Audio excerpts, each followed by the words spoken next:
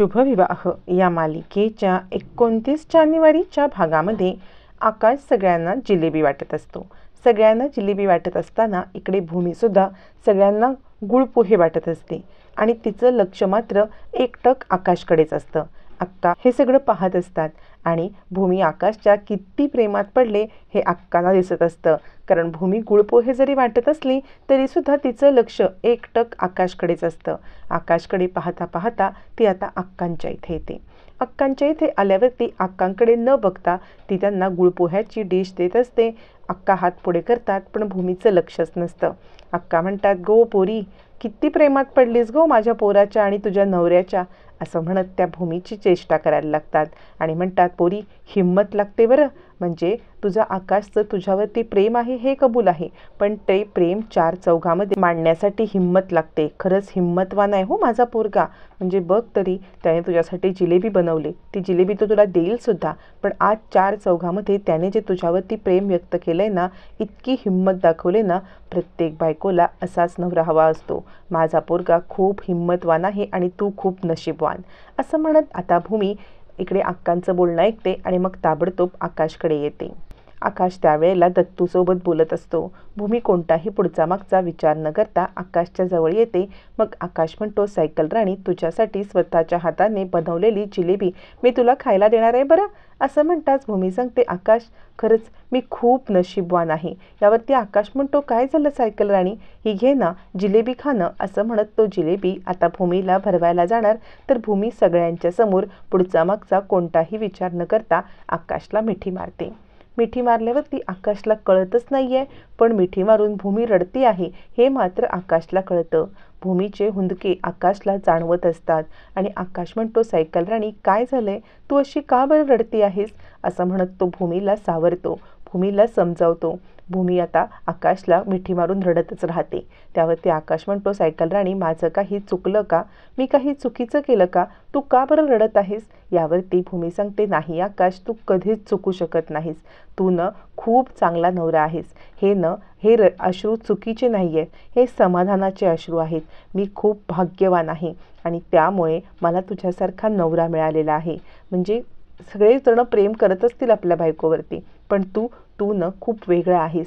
मी नशिबाला खूप आभार मानते की तुझ्यासारखा नवरा माझ्या पदरी दिलेला आहे। पण मी आत्ता जे काही बोलते ना, कदाचित ते तुला नीट कळणार पण नाही किंवा तुला ते समजणार पण नाही, पण माझ्या मनातली माझी भावना मला तुला बोलून दाखवणं हे खूप गरजेचं आहे। तुझ्याकडे इतकं प्रेम आहे ना, प्रेमाने तू खूप श्रीमंत आहेस। तू न काळजी घेण्यामध्ये किती काळजी घेतोस, हे तुझं जगावेगळं प्रेम न मला अगदी शेवटपर्यंत पाहिजे आहे आकाश, मला तुझ्यासोबत अगदी शेवटपर्यंत राहायचं आहे। म्हणजे आपले केस पांढरे झाले ना तरीसुद्धा आपण दोघांनी एकमेकांच्या सोबत राहायचं आहे। आजी आजोबा झालो तरी आपण एकमेकांची साथ सोडायची नाही। मला तुझ्यासोबत स्वप्न पाहायची आहेत, तुझ्यासोबत सगळं जगायचं आहे, पांढरे केस होऊन आजी आजोबा होऊन तुझ्यासोबत आयुष्य जगायचं आहे। माझं तुझ्यावरती खूप प्रेम आहे आकाश। आणि तू मला विचारत होतास ना की त्या दिवशी झोपेत मी काय बोलत होते, तर आज सगळ्यांच्या समोर मी ते तुला सांगणार आहे आकाश, असं म्हणत भूमी आता आकाशला आपलं प्रेम व्यक्त करायला लागते। भूमी सांगते, आकाश मी त्या दिवशी झोपेत सुद्धा हेच बोलत होते आणि आज पण मी सगळ्यांच्या समोर हे कबूल करते। मी एकट्यात असताना हे 100 वेळा म्हटलं असेल, मी या गोष्टीचा एकटी असताना जप केला असेल, तू झोपला असताना तुझ्या डोक्यावरून हात फिरवून मी हे 100 वेळा बोलले असेल, तेच मी तुला आज सांगते, आकाश माझं तुझ्यावरती खूप खूप खूप प्रेम आहे। म्हणजे जगात कुणी कुणावरती करत नसेल इतकं माझं तुझ्यावरती प्रेम आहे आकाश, मला तुझं सोबतच पुढचं आयुष्य काढायचं आहे, असं म्हणत भूमी आता आकाशला त्याच्यावरील प्रेम आपलं व्यक्त करते आणि अख्ख्या चाळीसमोर प्रेम मान्य करते। I love you Akash, I love you Akash म्हणत पुन्हा एकदा भूमी आकाशला मिठी मारते। आकाशला हे सगळं समजत नसलं तरी सायकल राणी आपल्याबद्दल खूप चांगलं बोलते, आपल्यावरती खूप प्रेम करते हे मात्र त्याला अचूक समजत असतं। सगळे चाळकरी टाळ्या वाजवून भूमी आणि आकाशच्या प्रेमाला प्रतिसाद देतात। भूमी आकाशला पुन्हा एकदा मिठी मारते, आकाश तिला आपल्या मिठीत घेतो आणि आकाश पण खूप खुश होतो। खऱ्या अर्थाने सगळ्यांच्या समोर भूमी आकाशचं प्रेम व्यक्त झालेलं असतं। मग आकाश भूमीला छानपैकी जिलेबी भरवतो। अखेर आता दोघांच्या प्रेमाचा गोड शेवट नाही म्हणता येणार, पण गोड सुरुवात तर नक्कीच झालेली असते। जिलेबी खाऊन प्रेमाची सुरुवात होते। आता मात्र एक वेगळाच अध्याय समोर येणार असतो। प्रजासत्ताक दिनाचा दिवस संपल्यानंतर भूमी ऑफिसला निघत असते. ऑफिसला निघत असताना ती गेटजवळ पोहोचते सुद्धा. गेटजवळ पोहोचून ती आकाशला फोनवरती सांगते, हे बघ आकाश, मी गेटजवळ पोहोचलेले आहे, संध्याकाळी हवे तर तुम्हाला न्यायला ये. आकाश सांगत असतो, सायकल राणी, पण मी तुला सोडलं असतं ना. भूमी सांगते, पण आज आपल्याला लेट झाला होता की नाही, तुला सुद्धा कामावर जायला लेट झाला होता, त्यामुळे तू कामावरती गेलास, मी इकडे आले. तू एक काम कर, रात्रीच्या वेळेला म्हणजे संध्याकाळी माझं जेव्हा ऑफिस सुटेल ना तेव्हा तुम्हाला न्यायला ये की, असं म्हणत भूमी आकाशला संध्याकाळी न्यायला ये असं सांगते. आणि ती आता ऑफिसमध्ये एंटर करणार तर तिच्या आधी ऑफिसच्या समोर अभिजित आणि रागिणीची गाडी उभी असते. अभिजित आणि रागिणीची तिकडे गाडी उभी असलेली भूमी पाहते. त्याच वेळेला भूमीच्या फोनवरती रघुकाकांचा पण मेसेज आलेला असतो.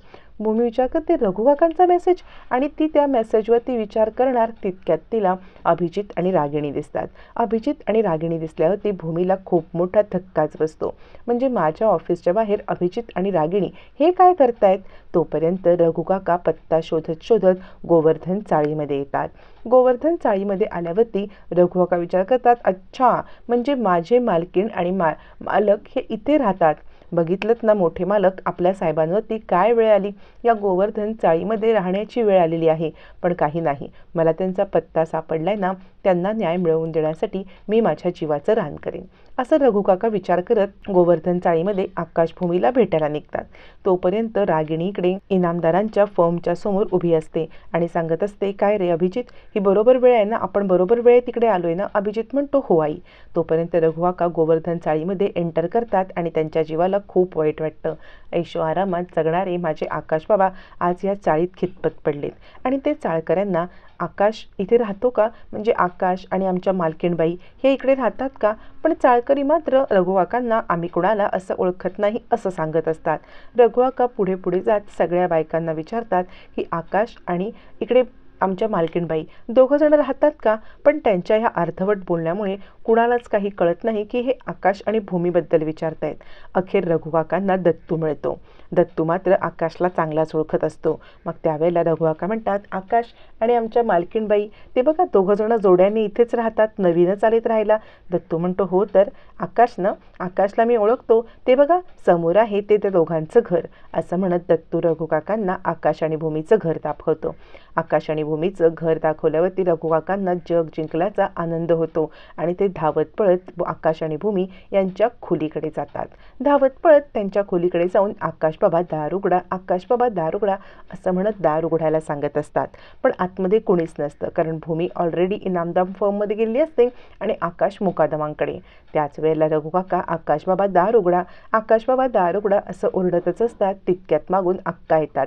अक्का विचार करतात, कोण आहे हा माणूस, म्हणजे ह्या दोघांच्या दाराबाहेर का बरं उभा आहे, नक्की कोणी भामटा वगैरे आहे की काय? आणि रघुकाका विचार करतात, इतका वेळ मी दार वाजवतोय तर दोघंही दरवाजा का उघडत नाहीत, त्यांच्यासोबत काही गैरवर्तणूक झाली नसेल ना? तितक्यात अक्का येतात आणि ए बाबा, तू इथे काय करतो आहेस, असं म्हणत मोठ्याने रघुकाकांवरती ओरडतात.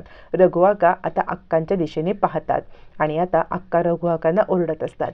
तोपर्यंत रागिणी आणि अभिजित इनामदार फर्मच्या बाहेर उभे असतात. मग भूमी लपते आणि एका गाडीच्या मागे येऊन थांबते. त्या दोघांना पाहिल्यावरती भूमीच्या पायाखालची जमीनच हादरते. आपल्याला इथे बघायला हे दोघं आले म्हणजे आपला पत्ता ह्यांना कुठून तरी कळलेला आहे. आपण इथे काम करतो हे कळलेलं आहे. आता माझं इथे काम करणं खूप धोक्याचं आहे. मी इथे नाही थांबू शकत, इथे काम नाही करू शकत, मी इथल्या चाळीत नाही राहू शकत, कारण जर यांना माझा पत्ता समजलाय तर ते नक्कीच माझ्यापर्यंत पोहोचतील आणि हे माझ्यासाठी धोकादायक आहे. तोपर्यंत रागिणी विचारत असते, काय रे अभिजित, म्हणजे तिचा टायमिंग हा अजून आली का नाही? अभिजित म्हणतो, आई तू काळजी करू नको, ती येईल. यावरती आता रागिणी सांगते, एकदा का आकाशच्या त्या पेपरवरती अंगठा घेतला ना की मग त्या दोघांचंही काम करायला आपण तयार. कारण खरं सांगू तर या दोघांनी आपला खूप वेळ खाल्लाय.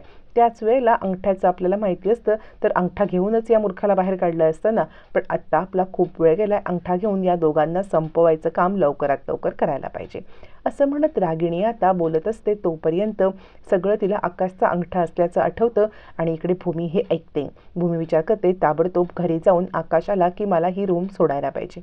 घरी येऊन भूमी बॅग वगैरे भरते आणि आकाशची वाट पाहत असते. अजूनही आकाश आलेला नसतो. भूमीची बॅग रेडी असते. आकाश आला की निघायचं असा विचार करत ती आकाशची वाट पाहते. पण तितक्यात अभिजितला पत्ता सापडतो आणि तो भूमीच्या इकडे येतो. भूमीवरती जबरदस्ती करण्याचा प्रयत्न करत असतानाच आता भूमी या सगळ्यातून कशी पळून जाणार आणि आकाश भूमीची ताटातूट तर नाही ना होणार हे येणाऱ्या भागातच कळणार आहे.